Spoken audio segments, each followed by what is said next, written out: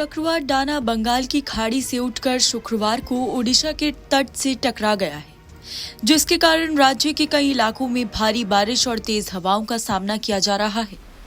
भारतीय मौसम विज्ञान विभाग यानी IMD के अनुसार चक्रवात का लैंडफॉल सुबह तक जारी रहा और इसका असर ओडिशा के उत्तरी तटीय क्षेत्रों और पश्चिम बंगाल पर भी देखने को मिल रहा है।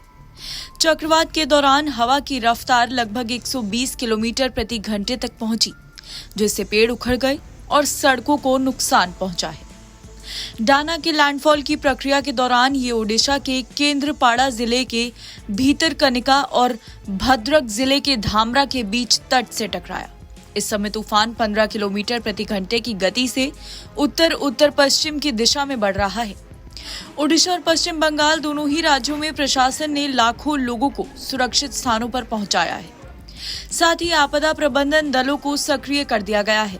इसरो के उपग्रह EOAS-06 और इनसेट 3DR ने तूफान की निगरानी 20 अक्टूबर से शुरू की थी और आपदा प्रबंधन के लिए तात्कालिक आंकड़े उपलब्ध कराए हैं।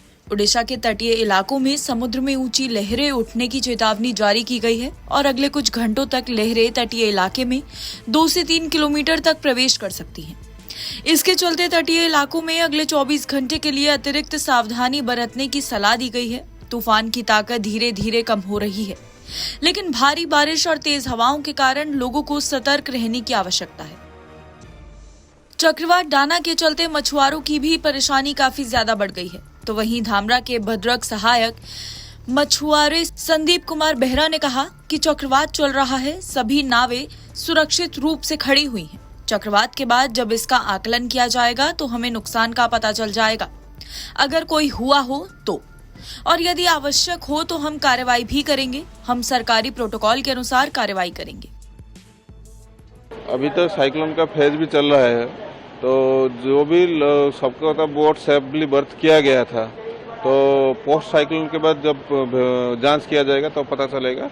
उसके बाद हम लोग उसके हिसाब से उसका कार्य करेंगे। अभी क्या जानकारी आया है? अभी तक तो कुछ जानकारी नहीं आया है।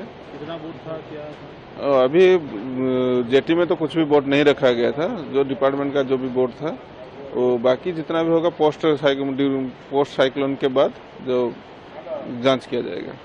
कितना बोट था और कहाँ वो जितना टोटल भद्रक का 911 बोट था, जो 10 FLC में था, वो सब मनतई नदी जितनी 10 FLC में सबकी जगह सेफली बर्थ किया गया था उसका। तो अभी डैमेज का अभी तक तो कोई इन्फॉर्मेशन नहीं है, कोई कॉल नहीं किया है।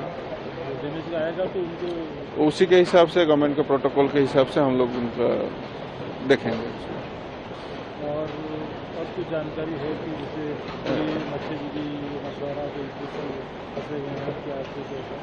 अभी तक तो कुछ जानकारी नहीं आया है हमको, तो कुछ कोई कॉल कुछ नहीं आया है। अभी जब आएंगे तो देखेंगे। कोई दिक्कत नहीं है। फिशरमैन का भी अभी जितना भी था वो शेल्टर हाउस में उनको, जो हमारे मेनली अमरनगर का जो जितना ही फिशरमैन है उनको अमरनगर शेल्टर हाउस को शिफ्ट किया गया था। कल शाम तक सब किया गया था उसको। पश्चिम बंगाल में भी चक्रवात का प्रभाव गहरा रहा, खासकर कोलकाता और तटीय जिलों में। मुख्यमंत्री ममता बनर्जी ने राज्य सरकार के नियंत्रण कक्ष का दौरा कर स्थिति का जायजा लिया और बचाव कार्यों की निगरानी भी की। अब तक बंगाल में 2 लाख से ज्यादा लोगों को सुरक्षित स्थानों पर पहुंचाया गया है। इसके साथ ही सैकड़ों ट्रेनों को भी रद्द कर दिया गया है और उड़ान सेवाओं को निलंबित कर दिया गया है। ओडिशा के पश्चिम बंगाल के स्कूलों को भी अस्थायी रूप से बंद कर दिया गया है, ताकि लोगों की सुरक्षा सुनिश्चित की जा सके। NBT ऑनलाइन की रिपोर्ट।